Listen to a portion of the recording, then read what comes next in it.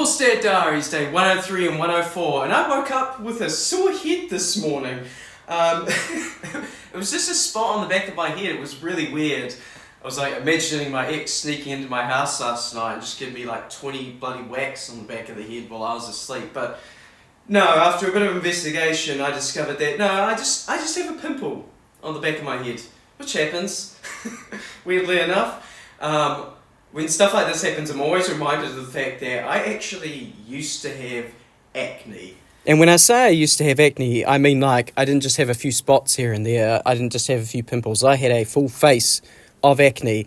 And I had it from really young. In fact, I don't have a lot of photos of this time, just because I guess we didn't have cameras on phones, or they just weren't prevalent yet.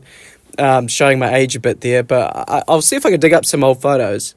So here is me for my year 8 social. So I would have been like freshly turned 13, hadn't even started high school yet. And you can already see there's some spots forming, a bit of red around the nose, some on the cheek. So I hadn't even started high school yet, and already the acne was setting in. And then only 6 months later, in my first year of high school, and already you can see it. It's all over my face, my forehead, my cheeks, my chin. 6 months into your first year of high school, already a full face of acne. Which is funny to think about now, because it meant that when I made friends with people later on in high school, they had no idea that at some point this is what I look like and this is how much acne I had, because it was all gone by the time I was like 15. And I'm willing to admit that the only reason it's gone now is because of my mum. You see, I really just did not give a shit, frankly. It was one of those who matter won't mind, those who mind don't matter kind of things, you know. And at 13 years old, sure, I had crushes on girls, but it's not as if I was out here dressing up, trying to get a girlfriend or anything like that. But my mum, she had the wisdom of growing up in the 80s, where she would tell stories about how the kids with acne would get relentlessly bullied and called things like pizza face and whatnot. That's that's not me taking a dig at my mum. She just knew that teenagers can be nasty people sometimes. So she was adamant that even if I didn't care now, I might care in the future. So rather than take the risk, let's just solve the problem, and then you'll never have to care about it ever again.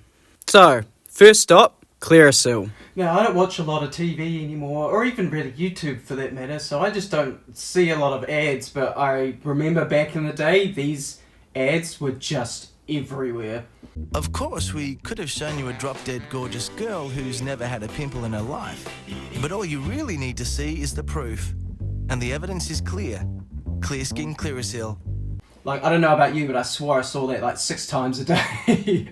But we had the Clearasil like pads that I would wipe my face with, and well, they didn't work. So Mum thought, let's go to the doctor, see if they've got anything stronger. And sure enough, they did. We got this like bottle, and it has like a dabbing pad on the end, so you turn it upside down and the solution gets into the dabbing pad, and then you dab it on your face. And it was stronger than the Clearasil. It would actually like hurt my face. Not a big hurt, but it was kind of like after you shave and you put like after you shave you put aftershave on, and it's that stinging, tingly effect. It was like that every single day whenever I put this stuff on my face. But it still just didn't work. So the public health system had nothing more for us, so Mum took it one step further and we went and saw a dermatologist privately, and when he saw me, he said it was the worst case of acne he had ever seen on a 14-year-old before.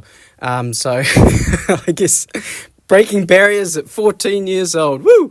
But he immediately put me on some medication, so rather than cleaning your face, it was a pill that you took every day. But at that age, I actually still hadn't figured out how to swallow pills yet, so I had to learn very quickly.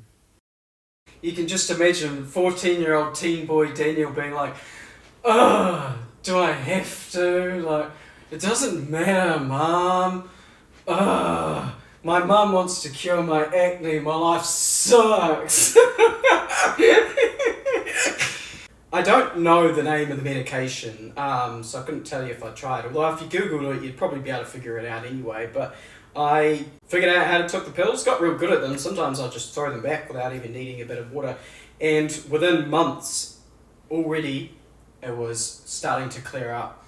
The dermatologist said to me that I was young enough and we'd gotten to it early enough. Mum had been proactive enough that I would probably not have any scars, any long-term effects. Kudos to him, he was right. But the pills did have some side effects. It effectively dried you out. So one of the side effects was more sensitivity to sunlight. In particular, those summer days, walking home from school, I would get sunburnt in the 30 minutes it took for me to walk from high school to home. My eyes were so dry that they were like bloodshot every day. And to this day, I still have dry eyes. This picture was taken only a few months after I started the medication. And already you can see that my skin is pretty clear. It's a shitty photo, so you can't see all the detail. But despite the fact that you can barely see my acne, you can see just how dry my lips were. They were so dry. One time I remember playing rugby, I got hit in the face with a rugby ball and they just started bleeding everywhere. But otherwise, I don't really have anything to show for the acne these days. I'm assuming most people watching these videos would not have assumed that at any point in time I had acne. I have these big pores on my face and some discoloration on my forehead. And if you look at my big shiny forehead in the right angle and the right light, you can see some bumps and pocks. But, nobody's skin's perfect. They show up more after I've had a hot shower, which I've just done specifically for you guys, so don't say I don't put effort in. But otherwise, while I was in the middle of my teen years and my face was clean and other people were starting to go through their acne, I was getting pimples, but I wasn't just getting regular pimples on my face, I was getting them on my head and on my back and around my shoulders and everywhere but my face. And to this day, it's maybe once every 3 months, once a quarter, I get a visit from a big angry pimple somewhere that's not my face. So I guess it was just due time for the back of my head. Just as a reminder of that one time when I had acne. And I will catch you on the flip side.